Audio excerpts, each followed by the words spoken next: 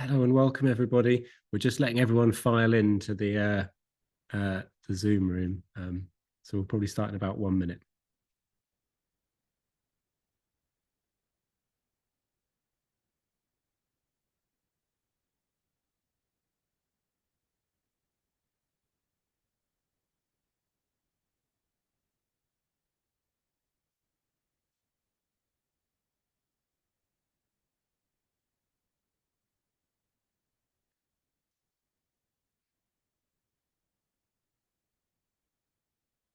Okay, I'm going to share my screen.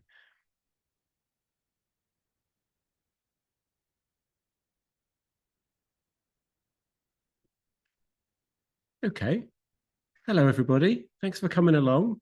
I hope you're in the right place. You're here to join this briefing by XR Network Plus on our Royal Shakespeare Company R&D Challenge. You're most welcome. We've got 3 parts for our briefing today. We've got an initial first part that Damien Murphy is going to lead, which is a bit of context about XR Network Plus. And we're then going to hand over to the amazing James Turnbull from the RSC. And James is going to talk a little bit about the RSC's context, focus for the challenge, what we're really interested in this R&D challenge, and sort of like why it's important and why do it now.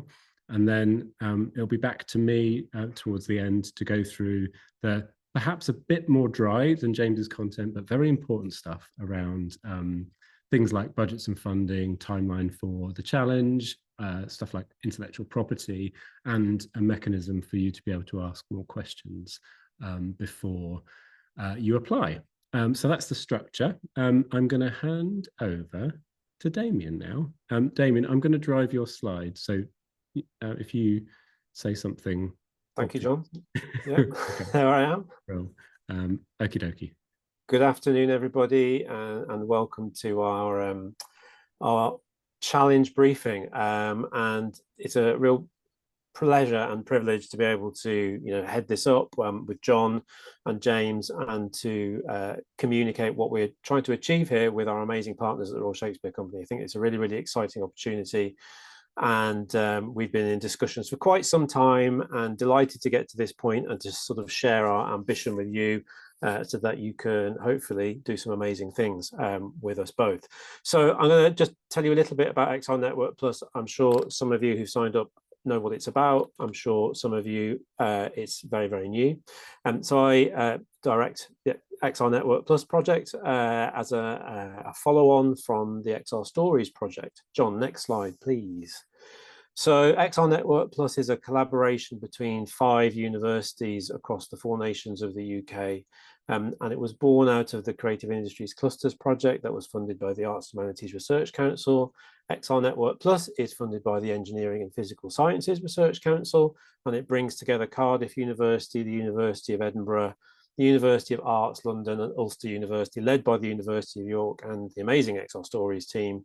And we're all interested in what this new technology or set of technologies called virtual production is going to be, and how it will, what it is now, how it's going to evolve and change in the future, and how it's going to have an impact in the creative industries, and then from beyond that into other aspects of the digital economy.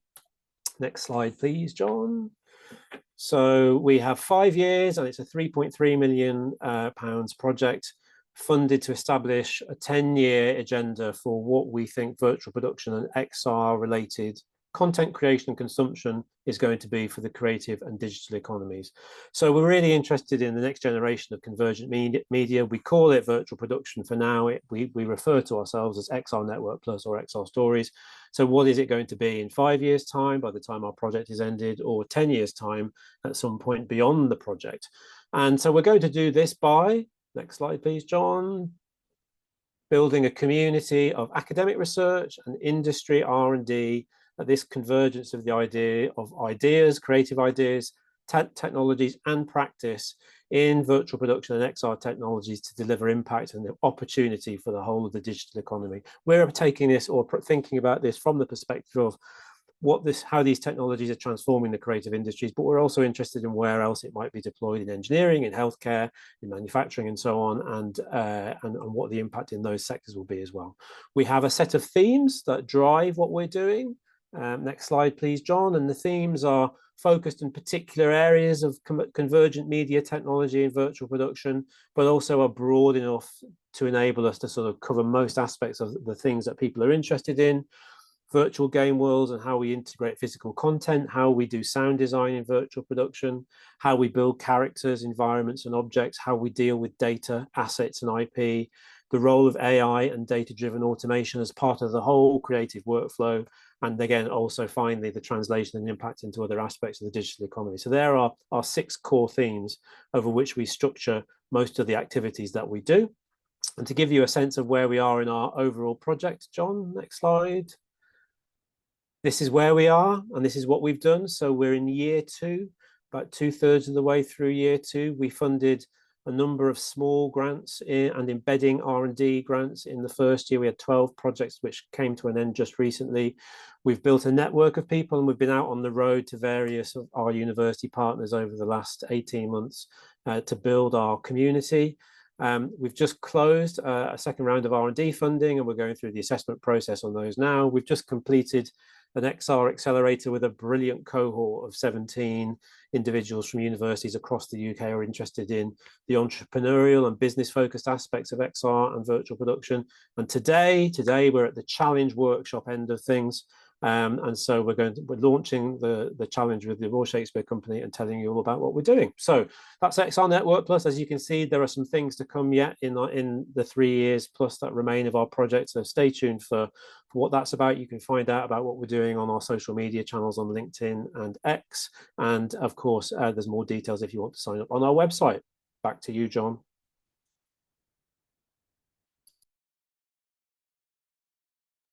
Unmute and batted towards you, James. So I'm going to stop my share, and we're just going to do a quick change over, everyone, so James can share his screen. So there you go. Hi, everyone.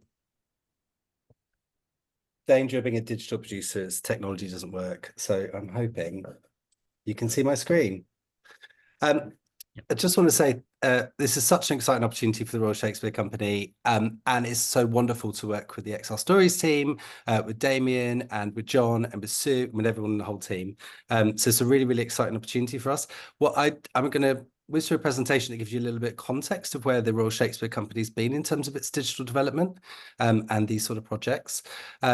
What isn't at the end of the presentation is an exact answer of what we want, because we don't quite know. So I'm going to give you some research areas, some areas for inspiration and sort of things where we want to move forward. But those answers will come from you and your applications. So we're really honoured, delighted and excited to see what results come in from this R&D challenge. So I will whiz through a little bit of history of the Royal Shakespeare Company. Let's hope I can press buttons. Can I press buttons? There we go. So we are a large theatre company based in Stratford-upon-Avon. Most people globally know the name Royal Shakespeare Company when they think of a theatre company. We have 3 theatres, 2 large theatres and a small studio theatre in Stratford, and we have a relationship with the Barbican as well as West End theatres. So a lot of our work is born in Stratford and then travels into London and onward from there around the world. We do a lot of Shakespeare, as you can imagine, as our in-house playwright, but also we support living writers and create large-scale commercial projects focused at young people in musicals. Well, the first one of that wasn't at young people. It was Les Miserables back in the day. More recently, we've had Matilda, which has been on tour, translated into film, and is a worldwide tour at the moment and going on UK tour soon. And more recently than that was a collaboration with Studio Ghibli and Jim Henson Creature Studio to create a production of My Neighbor Totoro, which has run for 2 years at the Barbican and is now transferring into the West End over the next year, and have the most squidgeable puppets, real life puppets that you just want to cuddle. So we do a number of different things on stage, both here in the UK and around the world. And we also work with 500,000 UK school children every year, trying to support their learning of Shakespeare through practice. So we use rehearsal room technique as opposed to beat them over the head with a great big text. We are a theatre company as opposed to a academic or word-based company. We're living and we get things on its feet, and it's a humanities-driven process. So that's the Royal Shakespeare Company. One of our many strategies and focuses is to currently is to look at what being a multi-platform theatre company is. We obviously have different platforms in that we own and run several theatres, and we tour and partner with lots and lots of other theatres around the country as we do that. We see that work happening of equal quality in our schools work goes around. We have partner theatres where we tour to around the country. We also capture our plays, and up until recently, we just finished a 10-year programme of live from Stratfords, which went via satellite link directly into cinemas, both in the UK and abroad. And we are currently in the middle of developing our broadcast strategy more broadly, where we take our work from stage, capture them by films, and put them out for the world to see. Beyond that, we are really interested in what immersive and device-led culture looks like and artistic work looks like. So we've been exploring what those things are, and I can tell you a little bit more about that. And we're really interested as how we engage with global audiences. And our traditional old media form of that is to load up 300 brilliant young actors and 4 lorry loads of kit and lights and tour a show around the world in a very carbon-heavy, top-down approach. And what we're really interested in looking at is how do we engage global audiences in a much more dynamic, meaningful way, and utilizing digital technologies to get us there. I'm going to whiz through a couple of our kind of key headline projects to give you an idea of where that development's gone. And what's notable, there's been many other projects in the middle, but I didn't want to overload, so we just sort of focused on 4 here. And this first one I'll talk about Midsummer Night's Dreaming, which happened 12 years ago.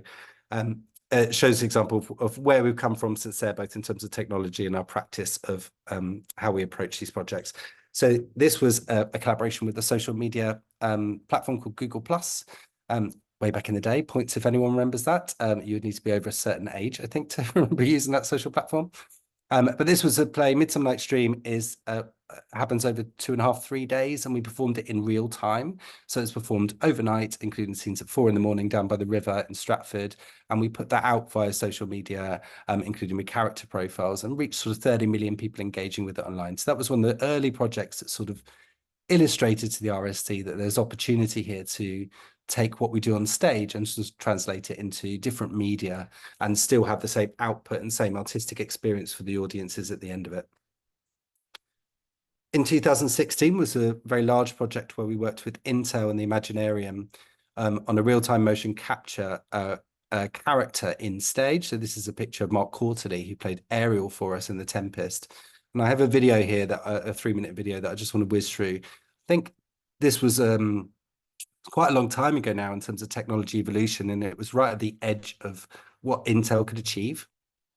We worked with the Intel for the computing power and the Imaginarium, which is Andy Serkis's motion capture studio based at Pinewood. Excuse me. Sorry about that. And we were looking at how to do real time on stage. It was a huge lift, a massive amount of computers and a multi-million-pound budget. But we can now do this really hanging out the back of a suitcase.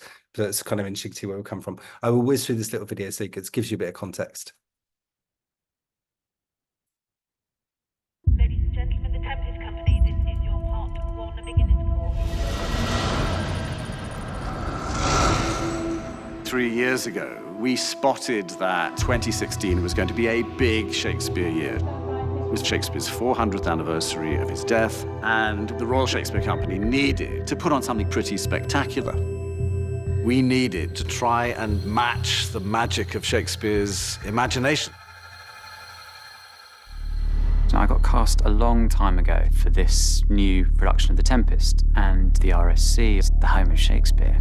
Not many actors get the chance to do things like this. It's taken the best part of 2 years for us to develop this technology with Intel and create an avatar to make Ariel fly, to create a sense of the island being a place where magic was possible. I boarded the King's ship. You get to see 2 fully fledged performances, one of which is an actor and another is this apparition can fly around the space. To dive into the fire, to ride. We have unlimited versions of Ariel. We're able to change his form in many different ways.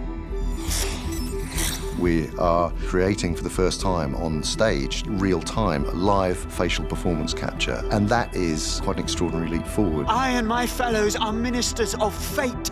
The actor both becomes the marionette and the puppeteer at the same time. And you can see their physicality completely driving one-to-one this digital character. Men hang and drown. We keep working, keep trying to refine the way that Ariel moves, the way he talks, and I have no idea where it's going to go. The technology that Intel deployed here for the Tempest is big. Take real-time information from a motion capture suit, map that onto a complex digital avatar, and then project that digital avatar out through 27 projectors. We have their desktop i7s to take marks, skeletal information, and a machine called the Big Beast, which has 120 cores. I've never seen technical setup like this. This place is full of huge amounts of technology, much more so than most film sets that we're on. Generally, on set, you might say, let's fix that in post. You can't do that here. The avatar has to be so robust because that's the final product. All you can do is create the play with the tools that you have now. And what's delightful about this production is that we have pretty spectacular tools.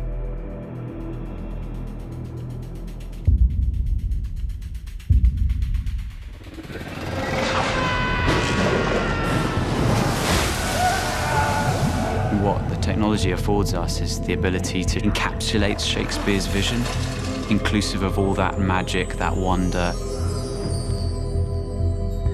The possibilities of what Intel have allowed are only limited by our imaginations. We're at the forefront of something that other people can take on and build. Who knows where things will be taken in the future? How thou hast disposed of all the rest of the fleet. It's for other creative minds to see what we're doing and take it further.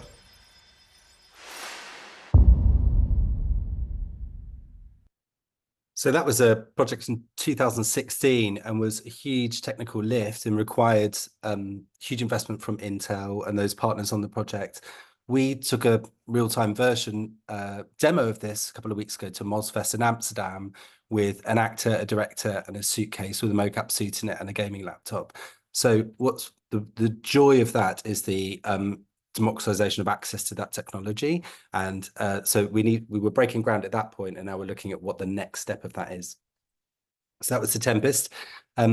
We did a project with augmented reality with Magic Leap, the first iteration of Magic Leap when they came out with Magic Leap Wands, where we captured a performance for desktop, and we're exploring what it looked like to see a character in a performance live in your home and what that work was. I haven't got a video for that one, but skip to. And then most recently for our large digital projects in 2021, we worked on a large multi-year R&D project called Audience of the Future, which was part of the government's industrial strategy. And we were the lead of a consortium on a project for a demonstrator program. This is where we put all the technologies together, and there was myriad elements of R&D in it to create something and test in a live environment. So Dream was in the middle of the pandemic in March 2021. We were in a motion capture suite in Portsmouth, performing with 8 actors and mocap, going up through Unreal Engine in real time and out via a couple of different formats. So we were going out for a YouTube stream for non-interactive, and we also had an interactive stream, both of which hosted on a bespoke website. Sorry to fire loads of videos at you, but I'm going to play this video because I think it gives really good context to the sort of most recent large project we did. So I'll play through this. I will stop it before it gets to the end. It's 5 minutes. So we'll hear about 3.5 minutes of it.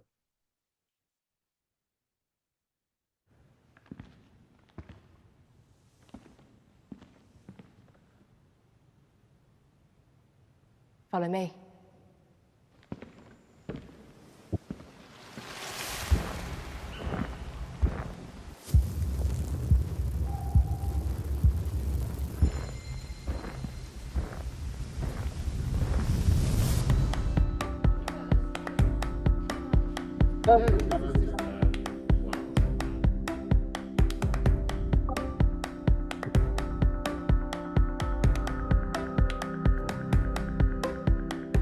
This project is a sort of amazing hybrid of gaming technology, orchestral music, and theatre.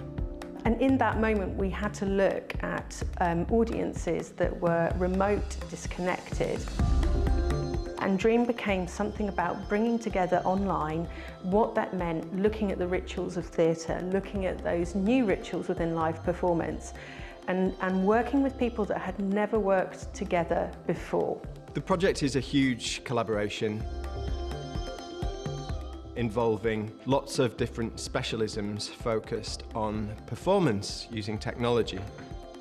It's really about us seeing whether we can present the world of A Midsummer Night's Dream to an audience and allow them to interact in that world live without leaving their homes.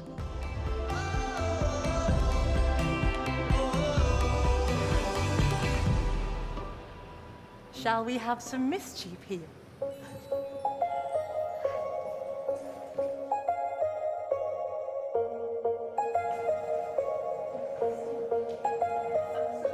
The advancement of technology, both in hardware and software, has allowed us really to do things that just weren't possible in the past. Live mocap is a very new thing. It means there's more fluidity and more opportunity for creative expression. So it's really working with the actors to find their physical embodiment of the characters. What reads well in live performance doesn't necessarily read well on the avatar's body. What we've created here is a mixed reality experience. We're trying to move forward in pace with those new technologies. And when we bring these new technologies in, if we put them in the hands of artists, unexpected and unimaginable things can happen. We are able to take the movements of the actors in the motion capture with an amazing piece of software called Gestrument, and this allows the actors to play digital instruments with their movement.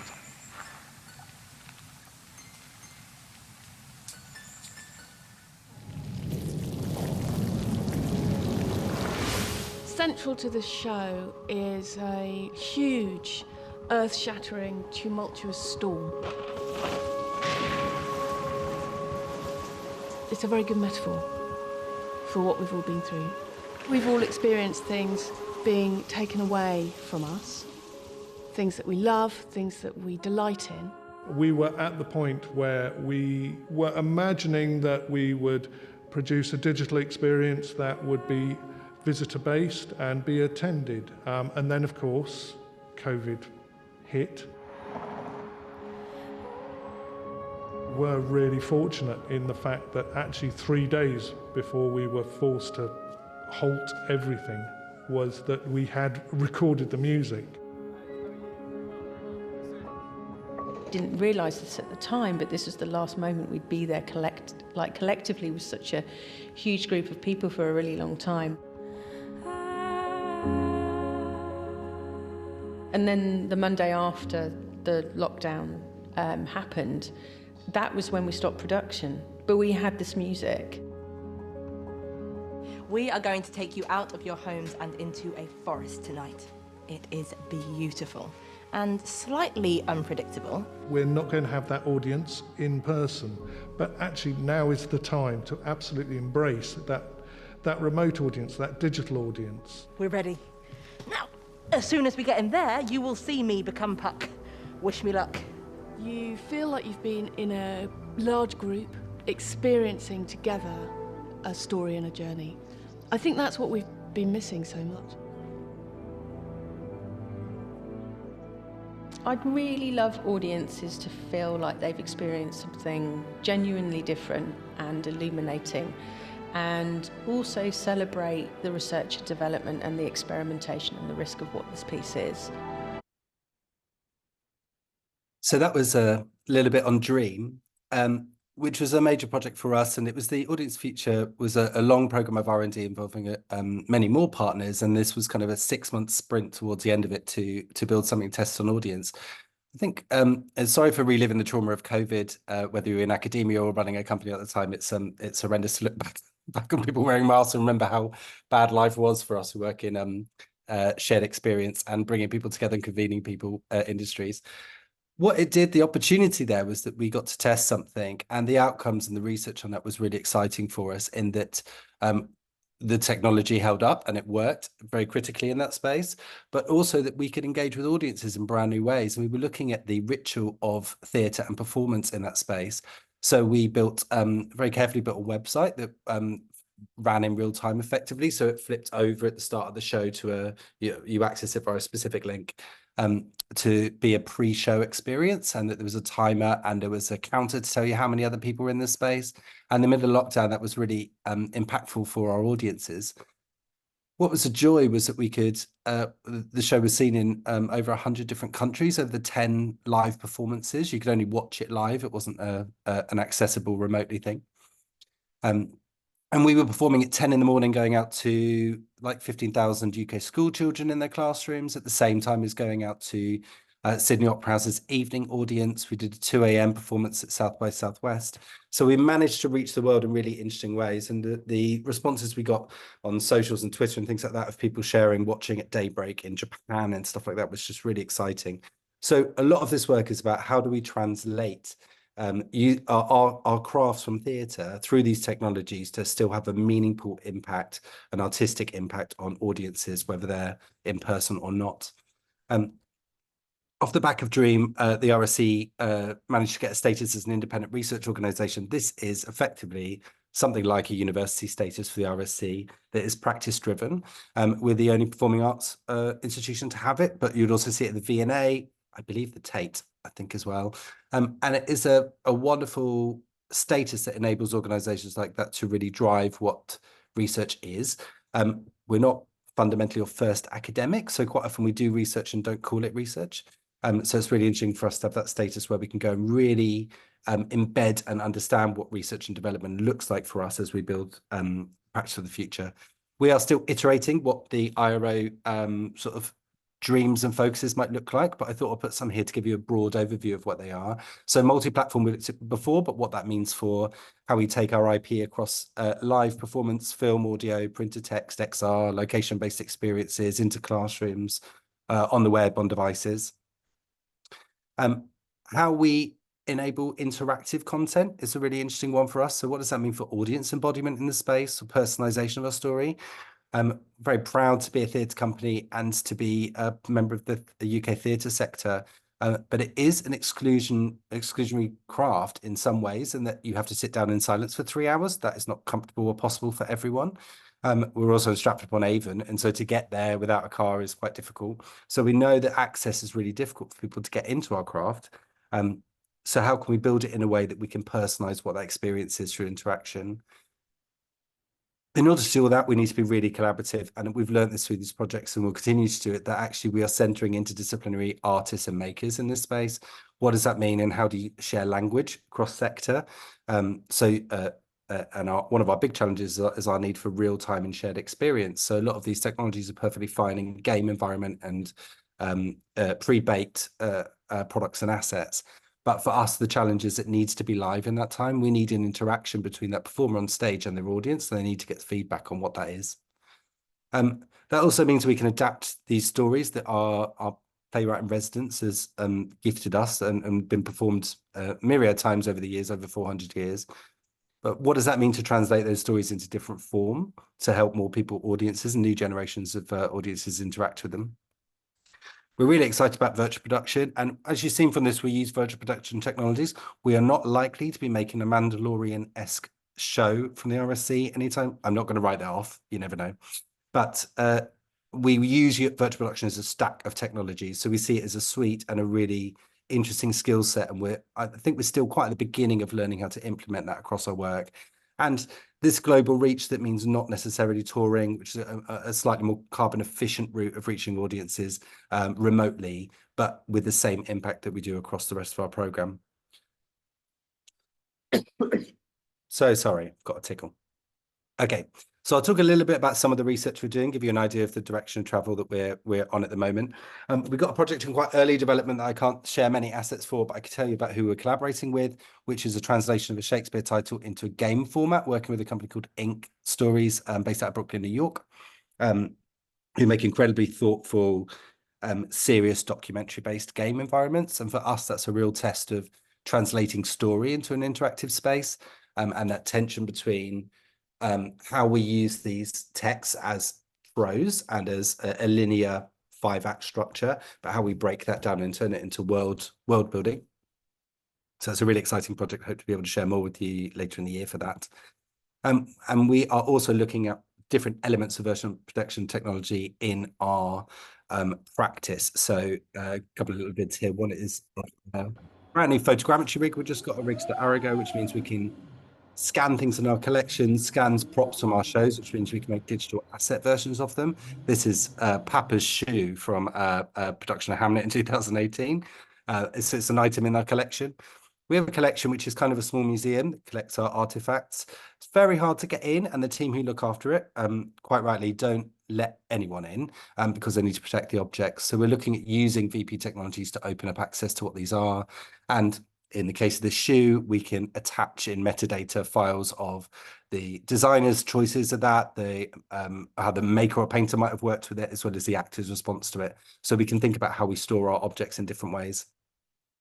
And this image here is of an actor called Maggie Bain, who was in the Dream production you saw, and they were the actor we took with us to Mozilla Fest last week. And we were looking at digital humanism, digital embodiment, and where that's different from what we did on Dream, which felt like a kind of extension of puppetry in order for those performers to deliver the performance through the motion capture.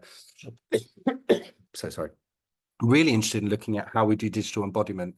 And I think where the RSC and other artistic and high quality crafts like us, or houses of craft, enable us to pose a challenge to the tech industry is the quality of that performance. So that demo that we took to MozFest was about what's lost in translation between live performance and digital avatar. For us, it's about a lot of this data is taken on skeletal and sort of body external facing, whereas our actors work from breath and muscle and hold and poise from inside. So what's important to us is breath and eyes and lips, and we can't necessarily see that in the technology. So our areas are around finessing and hacking that system to find out what those things are. So that's our sort of objects and people element of how we translate into digital. And then here's quite an old video, but I want to show you to demo that we have a LiDAR scan that we took during the COVID lockdown when our theatres were shut of our campus in Stratford. We've since transported that over to UE5, Unreal 5, and are looking, exploring what it can do for us as a virtual model box, as a pre-production tool. Sorry, it's a bit whizzy at the beginning, this, so it does calm down. There we go. Excuse me again. So at the moment, we're looking at this in terms of how we can integrate and bring our sets and props into it. It's a precise model. So the long-term ambition for this is to build in our lighting, sound, and perhaps our automation system. So how can we support production? Theatre is a very collaborative process and involves hundreds of people. So we need a way to be able to share that. And the format for that at the moment is a very beautiful, but often quite difficult to access model box made of cardboard. So we're looking at what a digital version of that looks like. The extension of that beyond pre-visualization tools and things like that is, how do we use this as a digital stage? How do I use this in the classroom to present work? And where the gaps are for us at the moment is how we capture stuff live from stage in a stage environment and put it into environments like this so we can share it online on the world and roundabout. So I wanted to share a little bit of that with you. That's so frustrating. Sorry about that. So I'm nearly at the end. I promise I'm just about to stop talking. So we don't have a specific ask for this R&D challenge, other than you can see, hopefully from the slides I've shown you, where we've been and what we're looking for. And we've sort of grouped them under 4 headings, but it's really open for discussion. We're really interested to see what ideas come back. The first one is about how we do real-time stage performance capture that is reliable and consistent under stage conditions. And by stage conditions, it is a theatre with 1,200 people in them, 20 actors on stage, a myriad lighting rig and haze and lots of effects in the room. So if we were going to capture performance from that stage and translate it, that is a difficult challenge for us. We are not under a clean studio environment. Oh my gosh. When we have that data, or we have some of that input, we're really excited what we can do to utilize that into stage video and 3D assets. We have a brilliant production video department, and there is always a slight tension with that work in that they are very much on rails. So they hit a cue and play their video, But an actor on stage will use their breath and the feeling of the audience in the room to decide when they deliver their next line and when they're ready for it. Theatre really doesn't exist in a bubble. It needs an audience in the space for it. So how can we use these technologies to enable that art to be more fluid, more dynamic, more interactive for those performers? Just going to keep coughing until I die, but I will stop talking in a minute, I promise. A further challenge to that is, what does that mean for how we use that data to drive dynamic and free moving objects? So how does that have a physical object have a relationship with the digital in the space, either with the visuals in the space or the effects we might use on stage? And what does that mean if that object isn't on a track? So we can do this if we're projection mapping, but we'd normally put the object on some wheels and follow a very clear path or on a rail. How can we utilize that in the space that's much more dynamic and led by performers? An example I can give you, we did a Midsummer Night's Dream in January, which is now transferred into the Barbican, and at one point in that show, 200 brightly coloured bouncy balls fall from the sky onto the stage and splash everywhere. And if we had the ability to do that and maybe an LED floor, we would have replicated that experience in different ways, but we need to know where those objects are to do that. So a much more dynamic approach to how we can track what's in the space and utilize that data to extend the immersion experience. And a specific one around facial and motion capture and mapping that to tactile moving objects. So we're interested about how we can incorporate actors' performances into digital products in that way. And a further one to that is we're looking at how it sits in live environments and how it works specifically in our theatres. The other side of that is about distribution. We are looking at what those distribution markets might be and how we might. So, for example, we do a live stream to camera and out to cinema, but what a modern virtual production version might look like for that. We think that's a bit further away. So we're focusing on these skill sets and the capture skill sets for this round of it. However, you may have different ideas to that and we welcome them. So that's a broad overview of the sort of R&D we're looking at and where we think the future might go at it. There's the scale was never too big for us, really. So we're looking in for this project to really feed into what happens over the next 3, 5, 10 years time, and how, you know, our colleagues in the sector with things like the avatars and, you know, are moving these digital technologies forward in such a dramatic way, and how and can we translate our craft and technology into those technologies that is still as compelling as a live performance that you see, that's visceral, that's in the room, that's shared experience and is in real time. I'm going to stop talking.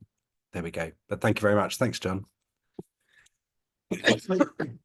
Thank you, James. And not everyone can kind of like offer our congratulations at you expiring and still delivering all of your content. That was amazing. So thank you very much, James. I'm going to reshare my screen now and get into some of the detail about how the challenge will work. So what we're looking to do here is for 2 projects to be enabled through our funding. James has been through what those projects might focus on, but here's some of the kind of key points about what those projects must be. So all projects that we fund in XR Network Plus must be led by UK-based investigators employed by a university or other organisations eligible to apply for UKR funding. I'm going to shorthand that to universities probably throughout the rest of the slides, but that's the key requirement. We will only fund projects led by universities. They're going to run from January to July 2025 next year. And although there's 2 funded projects, we expect them to work independently of each other. So they'll each be on their own track and exploring their own element of those 4 areas that James outlined. The funding. There's a lot of text on this page. Don't worry, I'm not going to read it out, and these slides will be available afterwards, and there'll be a video recording if you want to dip back in as well. But the key points that I want to draw from this slide are the 2 projects each will can apply for, so can have project costs of £75,000. Now, for university-based colleagues on the webinar, they will understand this bit quite clearly. There might be some industry-based colleagues also on the webinar, so I'll just sort of talk this through. So £75,000 per project at 100% full economic cost. So that's the full cost of the projects. Because this is UKRI funding, we'll be awarding projects at 80% of that full economic cost. So that means practically the projects will receive £60,000, maximum of £60,000 each to the project costs. And so that's to deliver the project. There is additional resource that can be drawn down, and this is based on the needs of the project. But we've identified with the RSC that some projects may benefit from having what they develop, the prototypes that are developed through the project, to be tested in some form of live setting with the RSC. And to do that incurs costs. So if through the application process it's decided that the project will really benefit from that additional testing, then those specific projects will be eligible to apply for an additional £25,000. Again, that's at full economic cost, 100% full economic costs. It will be awarded at 80% of full economic costs, so £20,000, and that's specifically towards testing that prototype with the RSC. And so just to reiterate, so the grant will be awarded to the lead applicant organisation, the university. They will then be responsible for distributing required funding amongst any partners that are involved in that project for them, including other universities and industry partners. For university people watching, so that usual arrangements for these kind of research grants, so it would be invoices in arrears based on actual costs. And finally, so for industry partner costs that are involved in any pitched projects, they'll come under what's called directly incurred other. It's a category of costs, and they'll be for things like provision of services or equipment. And there's an expectation that the university's normal processes will have been gone through for that. So that's some of the key elements of the funding. This is all reiterated clearly in the guidance as well, I should say. So this shouldn't be anything new in terms of information. Sorry, I'm just moving my window around as well as talking to you at the same time. Okay, so in terms of how it's structured, we think it's easy to look at it across 3 key stages. So right now, we're in the application stage. So right now, we're at that online briefing. There's an application form, which I hope you've had a look at already, available via the XR Network Plus website. And submitting that, and I've got a reminder of the key dates and the applications deadline on the next slide.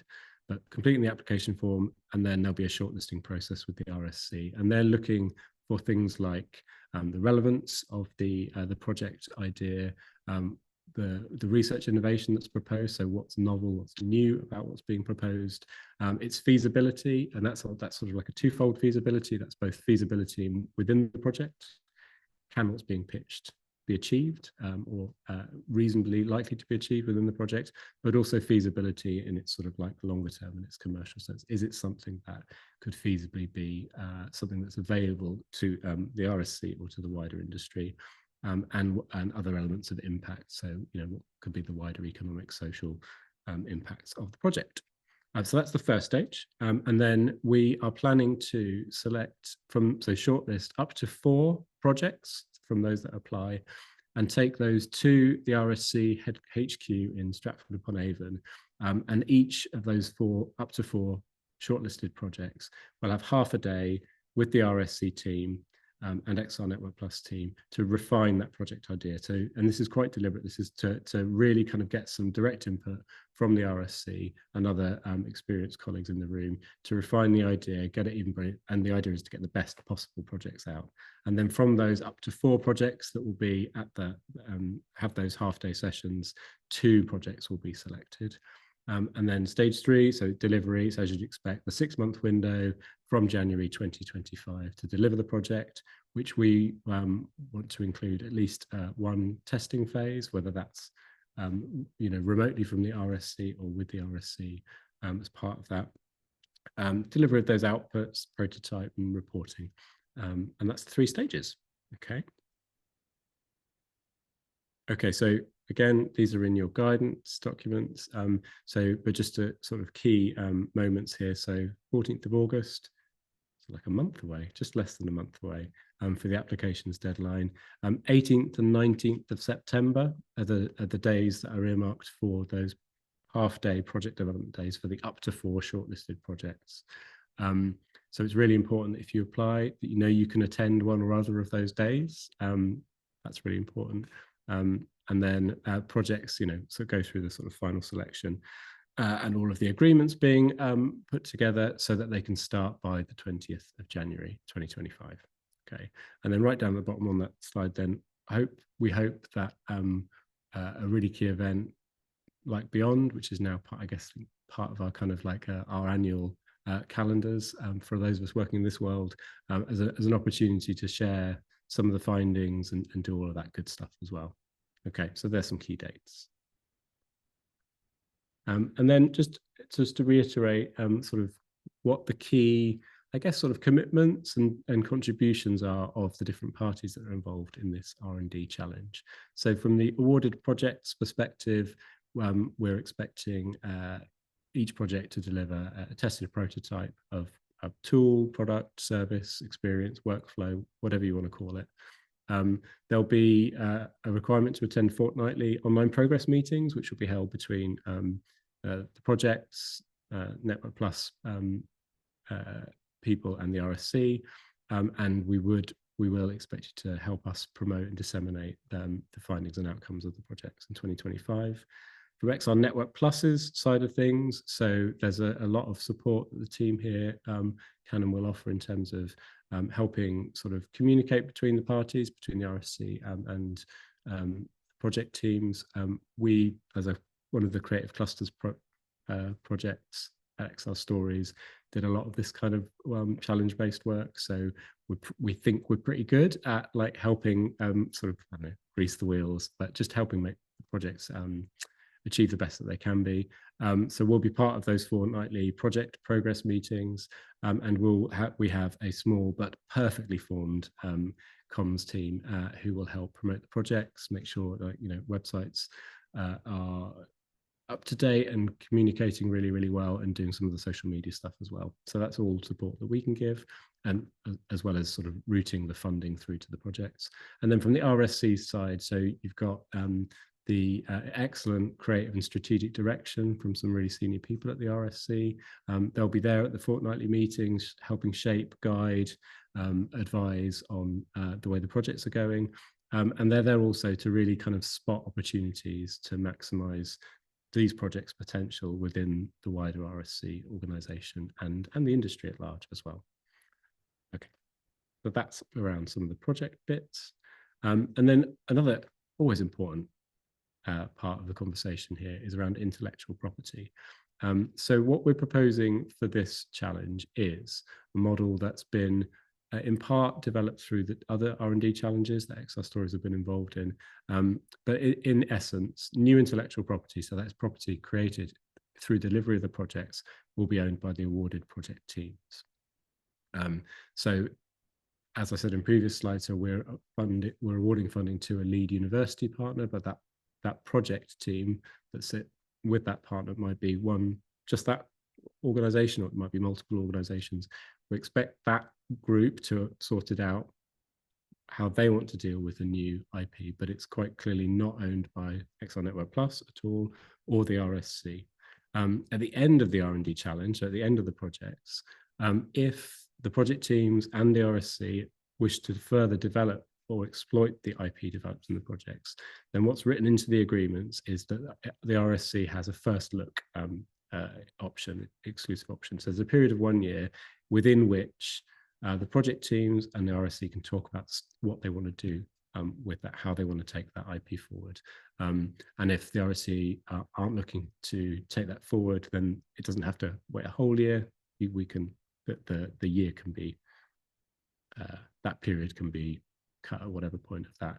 But that's really important because we really want to explore, and for you to be able to fully explore how these innovations can help drive the RSC's creative and strategic direction. So that's kind of key elements of the IP. Again, probably more detail in the guidance around that kind of stuff. Okay. What else have we got?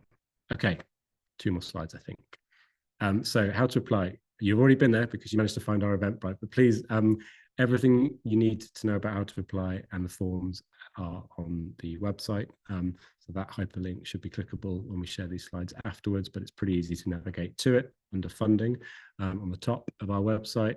Download and complete the application forms. Please make sure university lead partners that the costings are signed off by whoever does your signing off processes. That's really important. And and then submit it back through the portal, links again on the website before 5 p.m. on the 14th of August.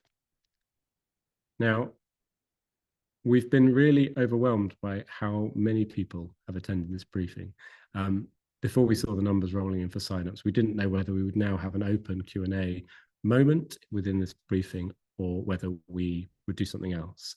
Now, because there are so many of you online, it's not going to be practical for us to just open the floor and fire questions at mostly James and myself and Damien. So here's what we propose so that we can cover everybody's questions properly and meaningfully and share the responses. We're asking if you could send your questions to the inquiries inbox. So that's on your screen now, inquiries@xrstories.co.uk by Thursday the 18th at 2 p.m. That's this Thursday.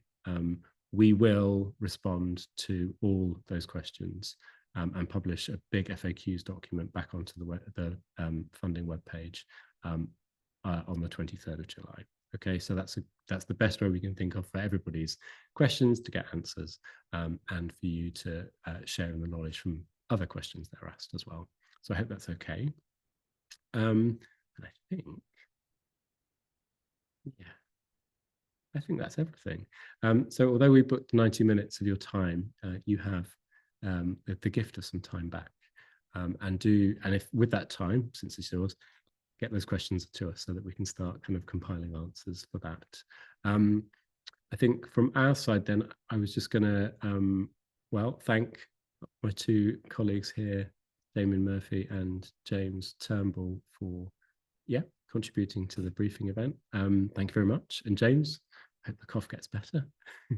Yeah, sorry about that. That's not what you want. Don't worry. Don't worry. It's always the way, isn't it? I didn't know whether to to leap in and say, have a drink.